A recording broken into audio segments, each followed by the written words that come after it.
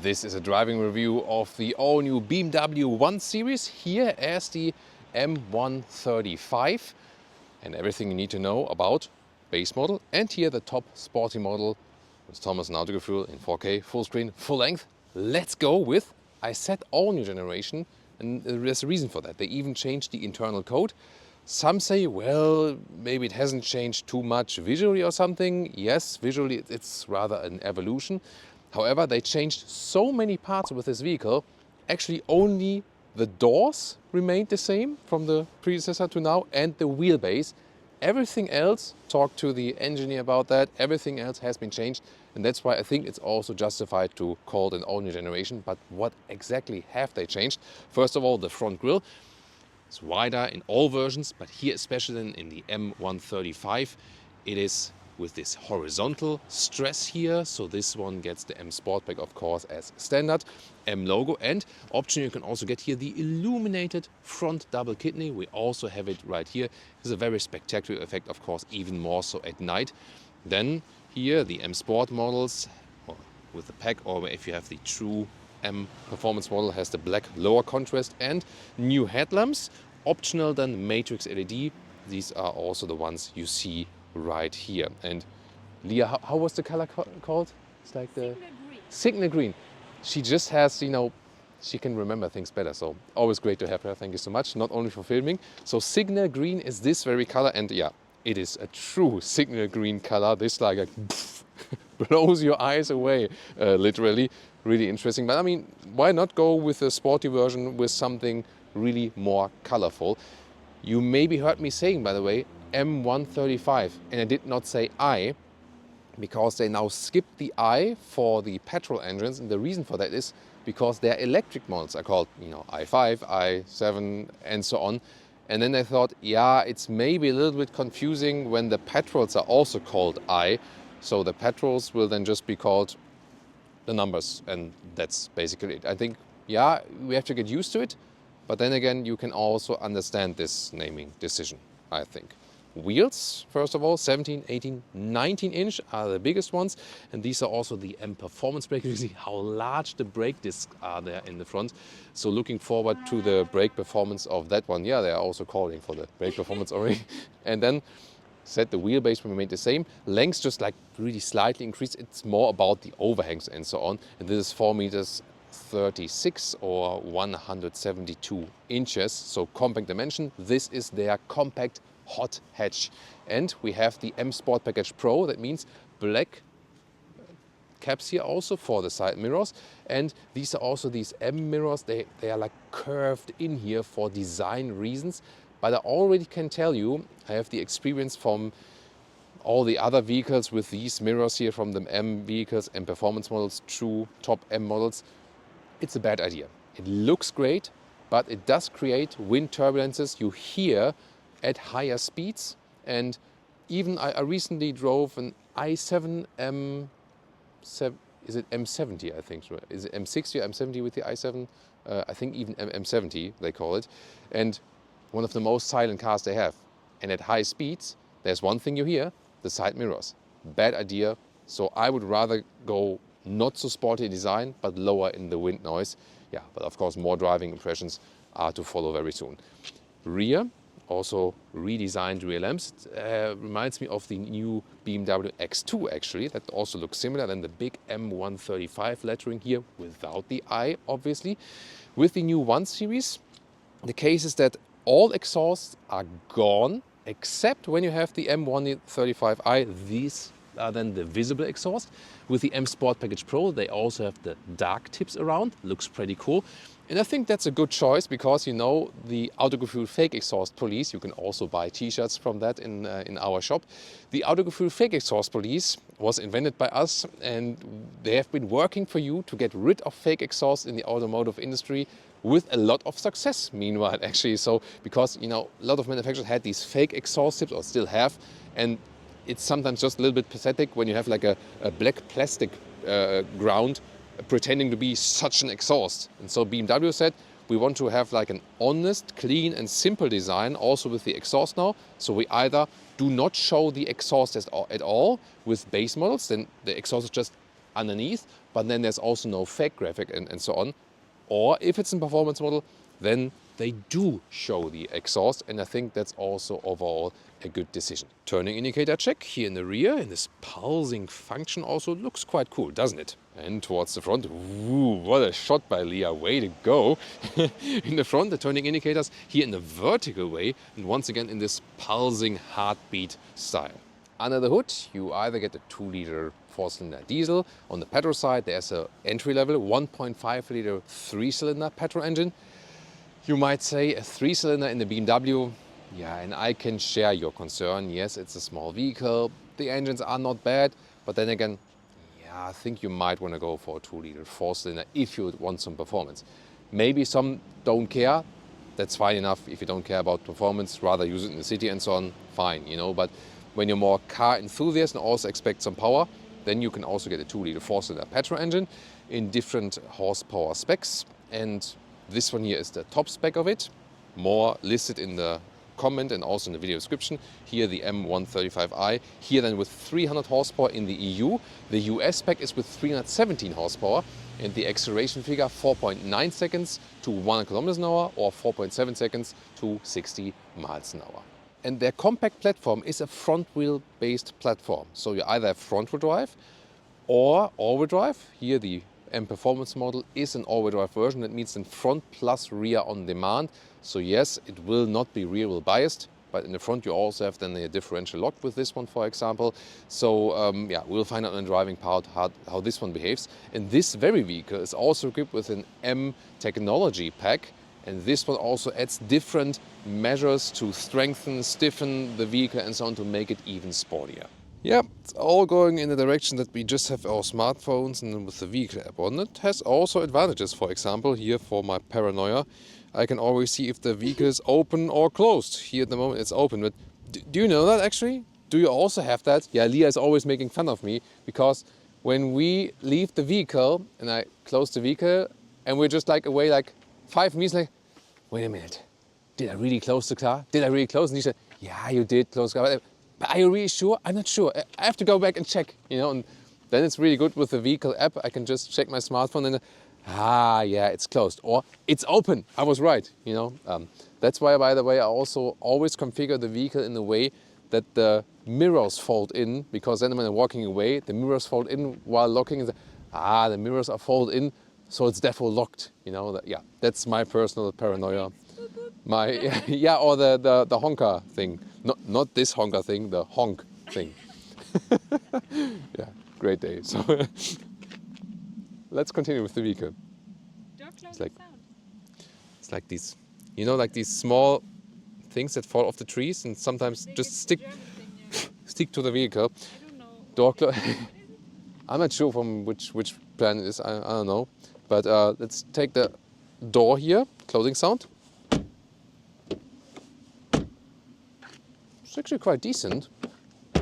Also interesting about here the one stamped in here, like there, and then how it's cut out here from the glass. It's a beautiful job. Then inside of the doors, top part here is somewhat soft, I would say. But also nicely built here. This is a little bit softer than for the elbow. Contour stitching, optional Harman Kardon sound system. Just the door pockets in the lower part, they are hard plastic, not covered. M entry badge, in this case with the M Sport pack. Then you also have the M Sport steering wheel, stitches on the inside, a little bit different form. The base steering wheel, by the way, is now also animal-free material, but it's also a high grade, feels just like the same. So the feeling is the same and also the durability, just different stylings and different material. And then here the seats.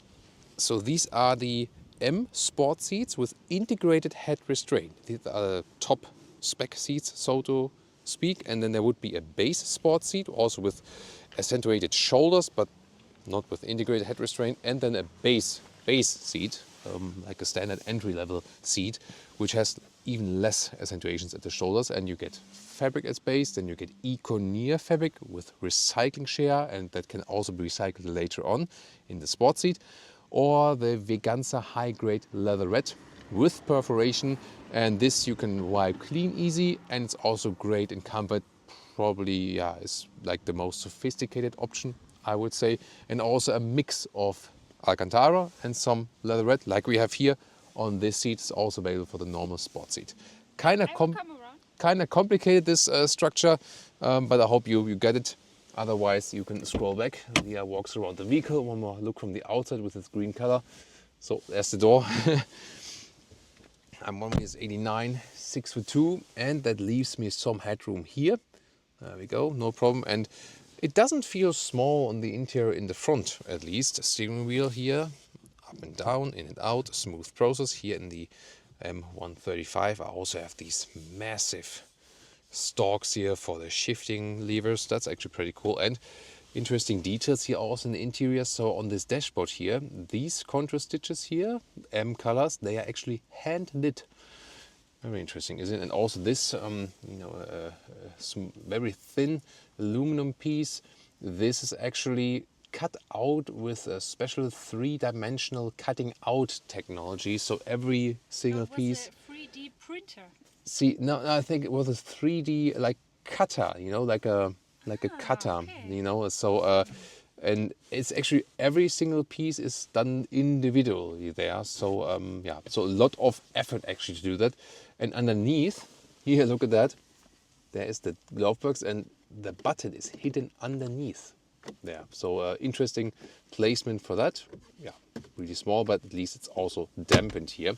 In the M Sport Pack, you also have these M colors here, for example, as the ambient lighting. You can even better see them, of course, at night, but that's a nice idea.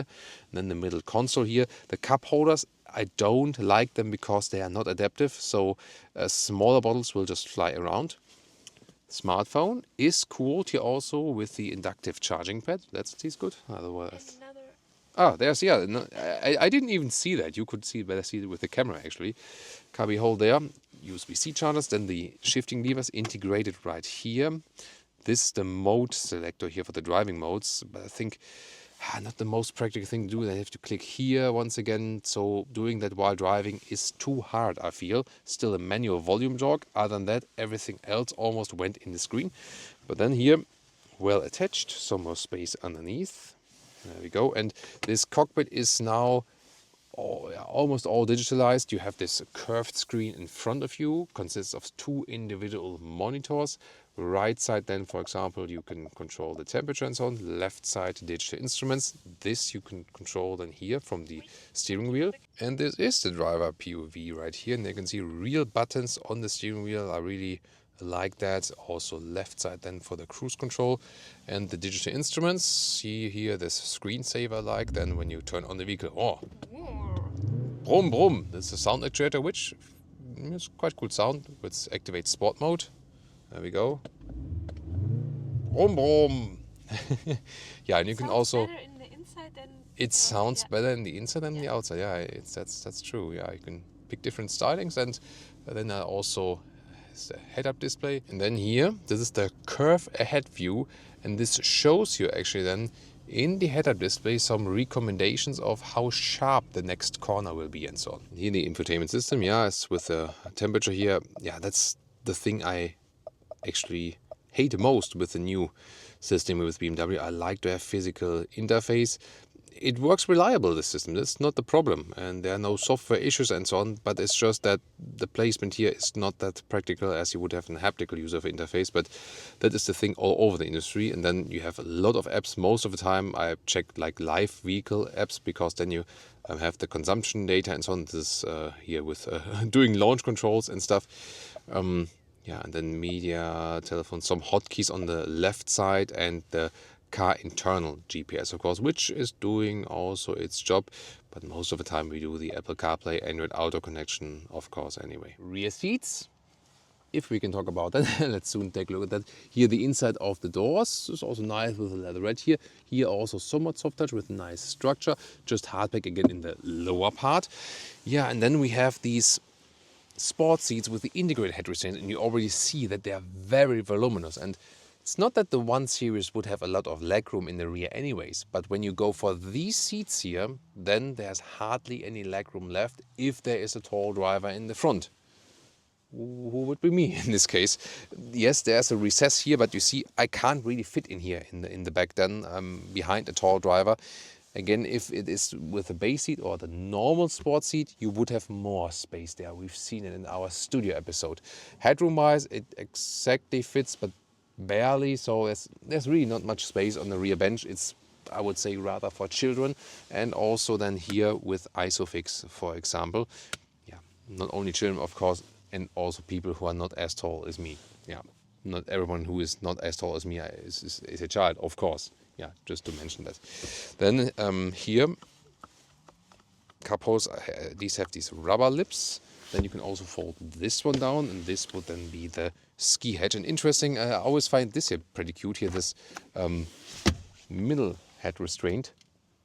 There we go. You can fold it up. I recently, by the way, received an interesting hate comment. You know, there are always people who rather spend time with hate than with love.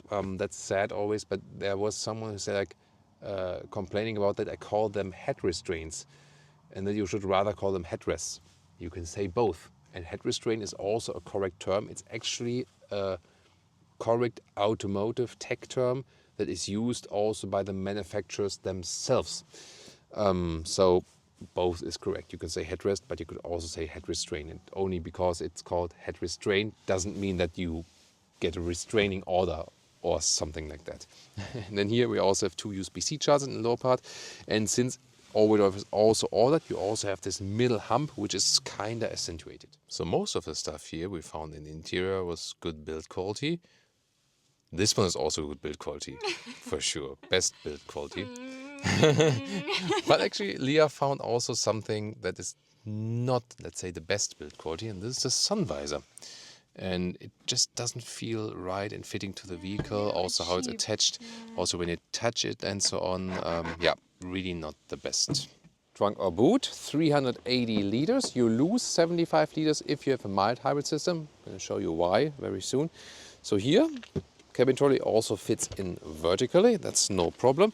And then we have a width of about 1 meter or 40 inches, and the length is some 75 centimeters, 30 inches. Here, this top cover, we can niche it here and then just pull towards us. Then we can also check out the height, which is at 76 centimeters or 26 inches. We can also fold the seats like this. This is also like a middle ski hatch. It will also be possible. There we go. And the total length into the seat as I would be driving is here 1 meters 43 or 56 inches. And here now, which is a cool thing, you can lift this cover up like this, and here it's also being kept like this. This is actually also a nice solution. And you can, for example, then stack things here, then you have even more height, and also it's secured against flying around. So this is a good feature, and you do not have that when you have a mild hybrid engine, because then this additional battery is stored there, so you lose that space then underneath, or there's like just like a very small space, but not that totally extensive space underneath. Launch control.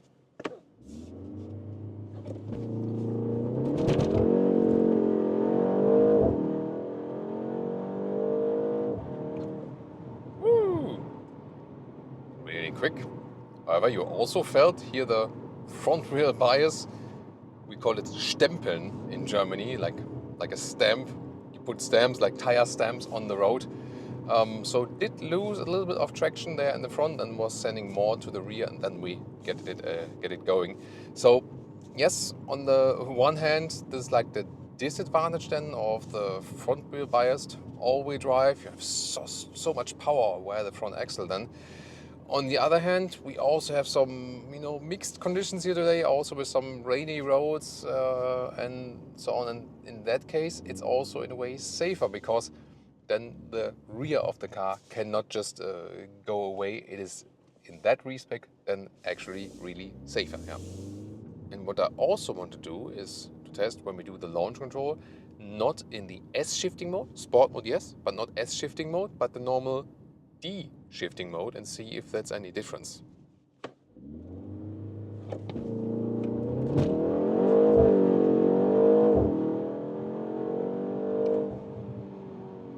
Interesting.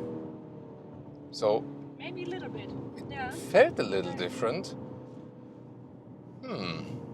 maybe a little bit less stamping. Of course, it depends on the individual asphalt and so on.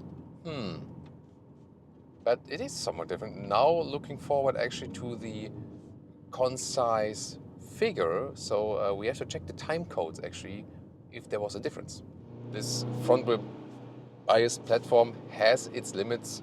A rear-wheel driven car would have gotten, on the one hand, like I said, sorry, a rear-wheel biased overdrive, that's what I meant, can get better traction to the ground. However, then you have to say, especially here for these conditions, in that case, then this platform is the safer way, because when I would have just a rear-wheel driven car, then there would be such a high risk that the rear just breaks out, which is not the risk then here mainly. So in that kind of respect, you have to say, yes, we all like to drive rear-wheel biased vehicles, but here it is in that respect the safer way, so to speak. Of course, you can here always use the manual shifting pedals. Oh, the brakes have a very nice, fine feeling for it, I have to say. But you can also shift, or let the car shift in different ways. So as I once said here, manual is one way. Then you just pull the lever here in the lower part. Or what you can also do when you're in manual mode, and then hold one pedal and keep holding it, then it also switches back to that manual mode. And you can go to the S shifting mode. Then you also, there's always a preload basically, so it's always 1 gear lower. Other than that, when you keep it in normal D driving mode, is rather shifting up earlier, and you can adjust it.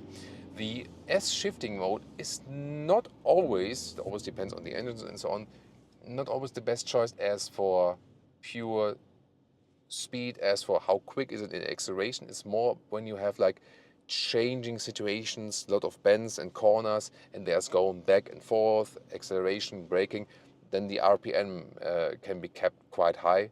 That is the main advantage for it. In pure acceleration, from engine to engine, it depends on which platform, but sometimes the normal D mode can be even better in acceleration. We did some tests with that, for that.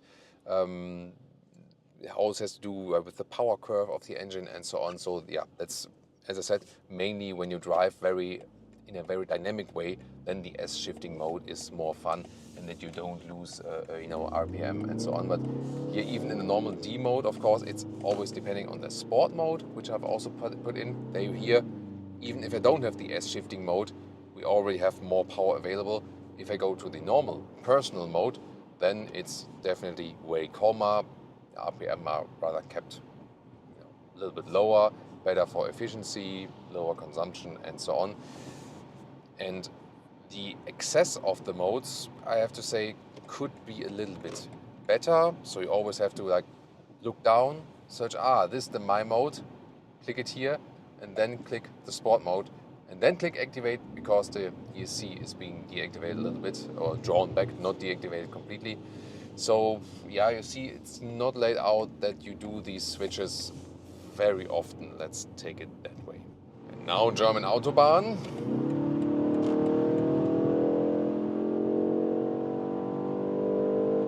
Nice acceleration, and here at 140, 150 kilometers an hour, like 100 miles per hour, this is reasonably silent indeed. So considering this is the compact platform and we have like wind and rain and everything bad outside today, it's staying reasonably silent. I really have to say, I rather hear the sound actuator here.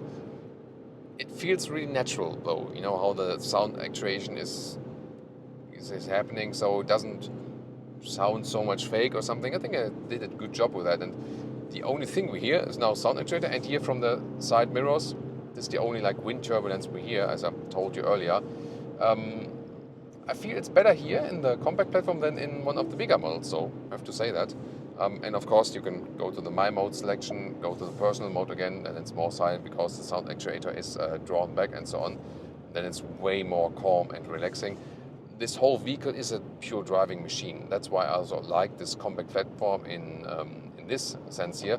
When you do lane change and so on, great feeling of the steering wheel. It's really better than in the BMW 3 Series here.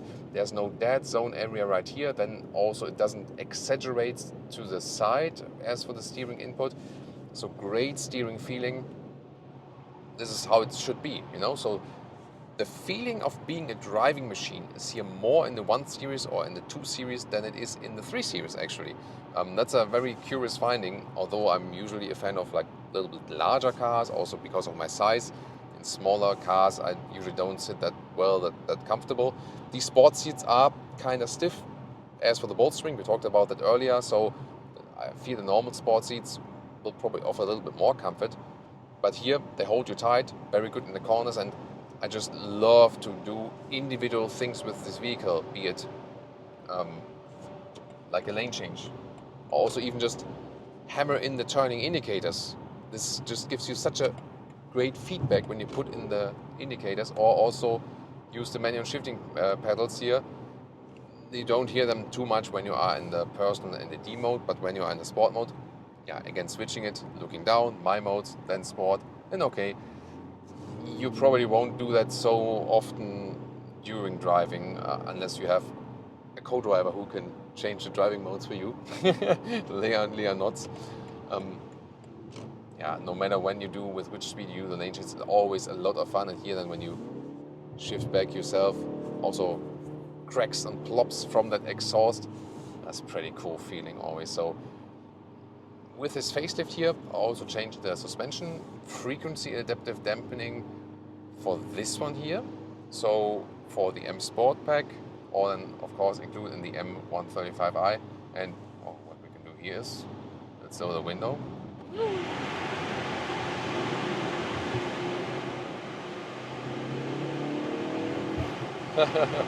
Yeah, I mean with the rain you hear probably more rain noise than the exhaust. But I think the exhaust here, the note that's transported to the interior is actually quite cool.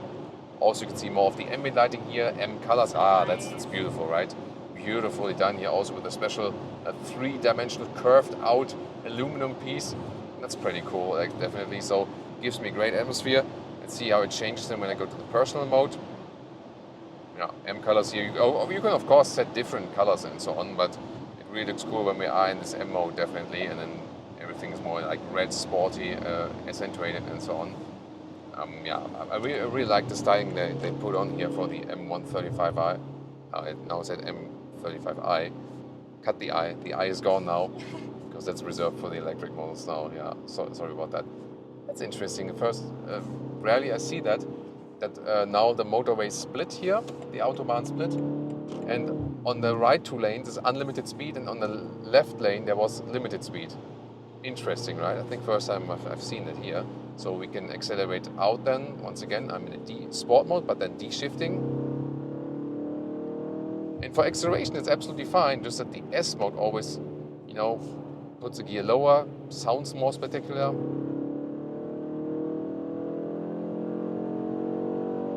Good acceleration also to the higher speeds. Oh, it's good that the road gets a little bit drier now. And even here at higher speeds, the car feels so nice and light to handle. Recently, we've been testing, of course, more and more electric vehicles. They come with the heavy batteries. They have great performance and also, advantages in their own. But the disadvantage is always the weight. And here, this is a compact platform. You have a pure combustion engine here, the pure petrol engine. And the car just feels light in comparison to most other vehicles we are driving here today. That just feels cool, especially when you go like in corners or into the lane changes and so on. You feel that you're not being pushed by the weight. It's really, really a lot of fun. So honestly, I have to say, from the most recent reviews, there's a new 5 Series behind us now, I see. From the most recent reviews, this one is one of the most fun cars we've been driving. How's it on the passenger? Very good. Good. Yeah. It gets the Leah stamp. Interesting, because that's to me is so crucial. We often have vehicles where Leah sits behind me and that is sometimes suspension, how the seats keep you tight, how light or how heavy the vehicle is, and that makes such a huge difference on how the passenger thinks like, I'm gonna throw over now, or think like, great, this is fun to drive, and so you're having fun today. Mm-hmm. Yeah. She is. When she's having fun, everything is all right. Everything is great. Yeah, Happy wife, happy life. Happy wife, happy life. Yeah, that's it. Yeah. Could we see you in the picture there? Come on. There we are. Yay! Yeah, that's great stuff. So, and I mean, you might ask yourself at home, can I go for this vehicle? You get your partner, scroll to Yes. this time code then, and then everything is fine actually. And yeah, with this update here, I talked about the suspension, fine-tuned that one. I feel the suspension has been more comfortable now, more forgiving.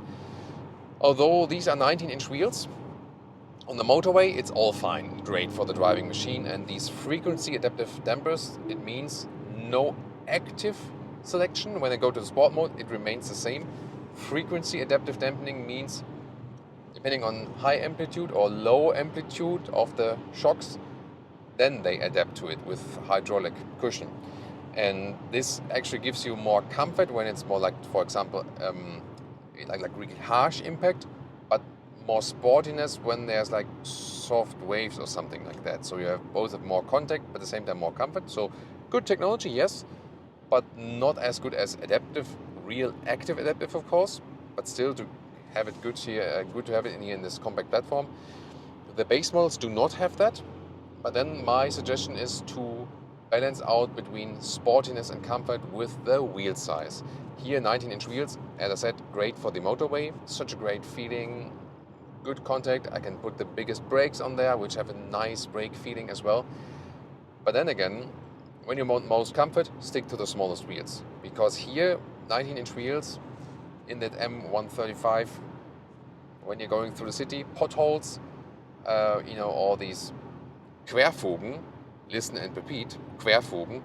It's like when we talk in Germany about like something like is like, across the road, and there's maybe like from something, whatever, like a hidden line across the road or something, or a bump that goes across the road, something like that. Then you do feel it, and it even gets into your lower back. So when the road is bad, this will get very uncomfortable. So I cannot advise you to go for 19-inch wheels with this vehicle, although it drives here great now when the motorway is all even and so on. So if you search for a base 1 Series, go for the 17-inch wheels, get the best comfort, and live with that you don't have like the most spectacular visual part with your vehicle or something. This will be just fine, and if you want the best compromise between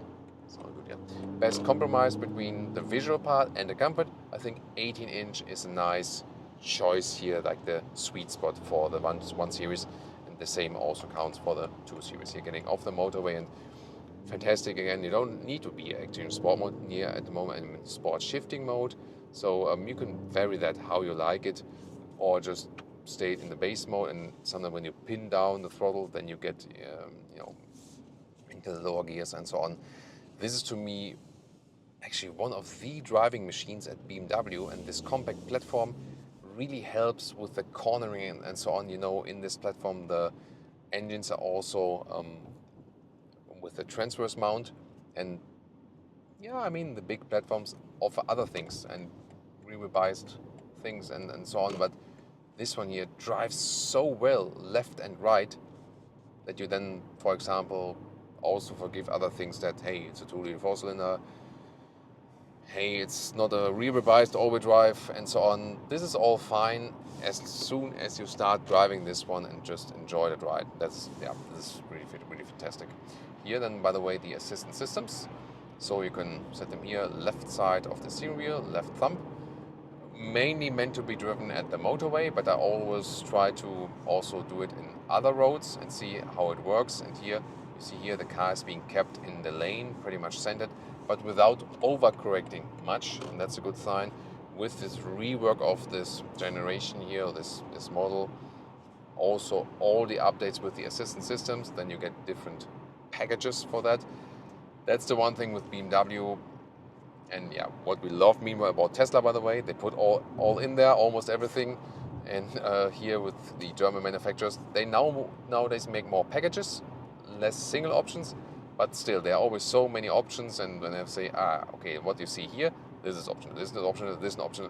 It has become a little bit better, yes, but still there's so much option that you always have to mention that you not get everything what you see just by base version. Here once again with the assistant systems, see how well the car is being kept here in the lane. Also no hectic What's that? Something falling off the truck, right? Some piece. Interesting. But good that we didn't drive over that, actually. Yeah. And I also have everything in the view here, in the head-up display, everything I see. So yeah, that's pretty cool. If you ask yourself, can you only have fun here in this M135 version? It's the same platform, also a base 1 Series will have the same base features. Here, this one, of course, is the most extreme version in a way, also with this M technology pack, that we have these additional measures to make the car a little bit sportier, and you do feel that. So, yeah, often we talk about an M2 or something as the ultimate driving machine by BMW. This one definitely belongs to that. Small, front-wheel drive, and I mean, it's a model which also offers a 3-cylinder, and you can all argue about that, and maybe you're also right. But this one here, especially in this version, just drives fantastic.